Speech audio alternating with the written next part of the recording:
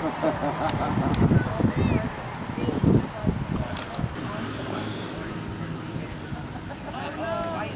you. I actually have a hard time with everything, and I'm having a hard time with That's all. You just want to go backwards, right? Hey, got a photo. Tell me why you're here. I'm here to teach my children and us that you have to stand up against racism, and it's not something you can let happen without standing up to it. How old are your kids? 7 and 10. And were you in Coburg for their thing? No, I wasn't able to go to Coburg. Okay. And do you think there's racism in Port Hope? There definitely is racism in Port Hope. Tell me if you can. Well, you can just drive around. I bet you can find a Confederate flag. And I know family members or friends of family who have definitely faced it in Port Hope, whether it's subtle racism or out and out racism. There is racism everywhere. Do you think this movement is strong now? I hope so. I really hope so. This stuff matters? Definitely. Like, I shouldn't say this stuff, but I mean, protests, stuff like this, it makes a difference, I guess is the best way to put it. I hope it does. I know it's happened all, 30 years ago still or more, but hopefully this will be the end, or at least change in governments. And I mean, you'll never get rid of racist people, but hopefully the hierarchy can weed it out and people can be treated equally.